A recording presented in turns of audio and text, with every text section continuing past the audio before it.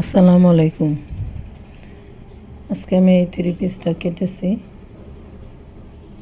এই জামাটা এখন আমি সেলাই করব। আর আজ আমি আপনাদেরকে দেখাবো যে কিভাবে আমি ছাদে কয়েকটা গাছ লাগিয়েছি, যেগুলো এখন মরে যাচ্ছে। টমেটো গাছ, লাউ গাছ, সিম গাছ। এখন সিজন শেষ, এগুলি উঠাই নতুন করে গাছ লাগাবো আবার আল্লাহ দিলে। তো সেইগুলি কিভাবে আমি রোপণ করি এবং কিছু শুটকি মাছ ছাদে রোদে দিয়েছি, সেগুলোও দেখাবো। ছাদের শুটকি কীভাবে, কবুতরগুলি কী অবস্থা সেটাও আপনাদের সাথে কিছুটা শেয়ার করি।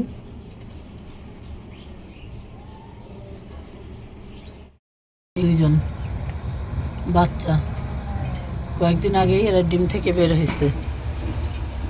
এই দুইজন এখানে বাসা তৈরি করতেছে এই খোপের মধ্যে। আর এইখানে দুইজন বড় হয়েছে, দেখতে পাচ্ছেন। একজন হলো কালো আর একজন সাদা কালো। এদের পিছনেও আমাকে সময় ব্যয় করতে হয়। খাবার দাও, দেখেন দুইজনে খাবারের ড্রামের মধ্যেই ঢুকে গেছে। বাইরে যে তাদেরকে আমি খাবার দিচ্ছি এখানে, সেটা তারা পছন্দ করতেছে না।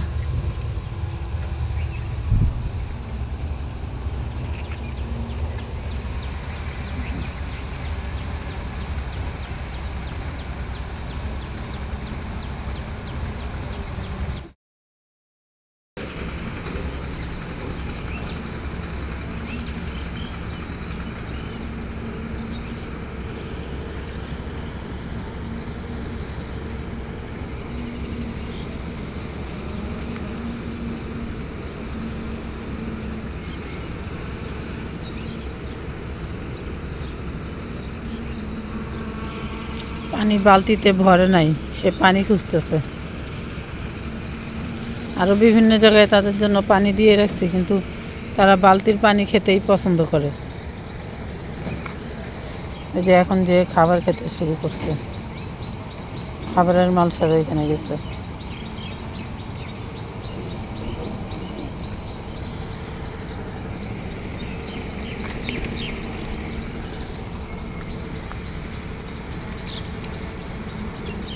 শুটকি মাছ দেখেন, টাকি মাছের শুটকি।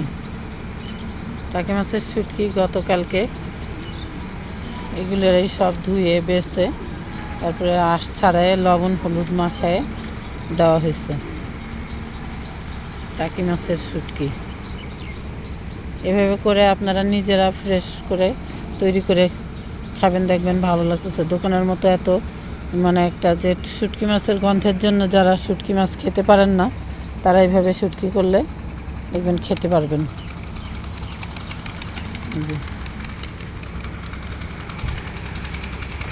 তারা উঠতে শুরু করছে তিনজনে।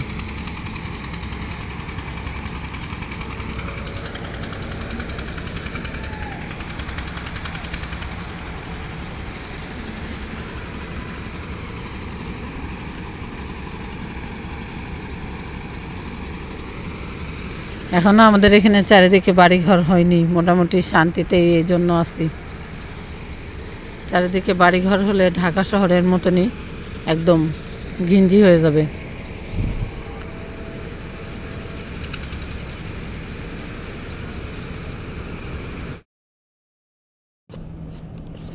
ড্রেসটা সেলাই হয়ে গেছে, আয়রন করে সেলাইটা বসিয়ে নিতে হবে। যেহেতু জর্জেট কাপড়, একটু ভালো করেই আয়রন দিতে হবে।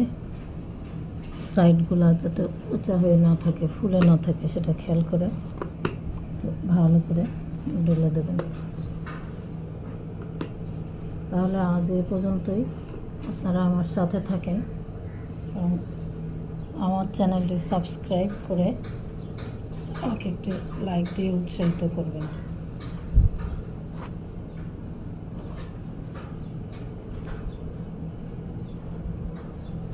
দেখেন জামার নিচেও লেস দেওয়া হয়েছে। স্যার এই যে স্যালোয়ারের পাটা, হাতার মাথায় বো হাতা এবং নিচে লেস দিয়ে তৈরি করা হয়েছে। সব জায়গায় একটু আইসন দিয়ে বসাই দিলাম।